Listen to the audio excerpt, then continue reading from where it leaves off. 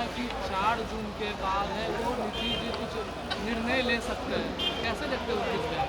नहीं नहीं, अभी तो देश निर्णय ले रहा है। आखिरी चरण का चुनाव है और बिहार की 8 सीटें, उत्तर प्रदेश की 13 सीटें।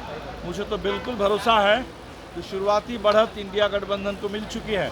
अब वो एक निर्णायक बहुमत में तब्दील हो जाएगी और 4 जून से देश में एक नए राजनीतिक अध्याय की शुरुआत होगी। 10 साल से मोदी जी ने परेशान कर रखा है देश को, लगातार हमले हो रहे हैं संविधान पर, लोकतंत्र पर। 4 जून से एक बिल्कुल नए बदलाव आ जाएगा। ये ईवीएम को लेकर लोग लगातार जो सवाल उठे, क्या लगता है कि आप लोग लोग जागरूक हैं। चुनाव आयोग पर निश्चित तौर पर इस बार सवाल उठे हैं। सुप्रीम कोर्ट ने भी सवाल खड़ा किया, लेकिन हमें भरोसा है जनता पर, इस देश के जागरूक जनमत पर।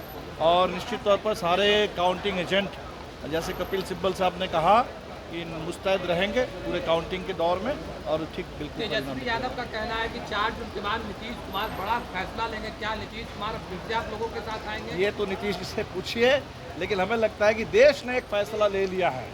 देश ने जब फैसला ले लिया है और नीतीश जी बिहार के मुख्यमंत्री हैं, तो देश के फैसले के साथ नीतीश जी को भी रहना चाहिए। 1 जून को अलायंस की बैठक होगी, हम जाएंगे दिल्ली में और सब लोग बैठ करके, हमें लगता है इस पूरे चुनाव के बाद आगे की रणनीति। लेकिन ममता बनर्जी तो कहा है कि नहीं, वो तो नेचुरल है, क्योंकि 1 तारीख को कलकत्ता में चुनाव है।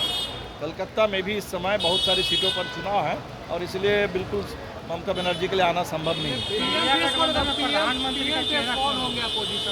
कोई बात नहीं है, इतना सामूहिक नेतृत्व है।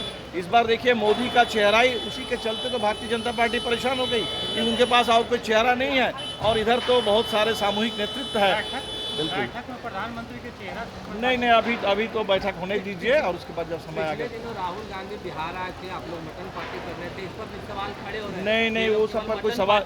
देखिए, इस बार के चुनाव में देश ने कह दिया कि इधर उधर की बातों पर हम जाने वाले नहीं हैं। जनता का एक ही बात थी इस बार कि जुमला नहीं जवाब दो, 10 साल का हिसाब दो।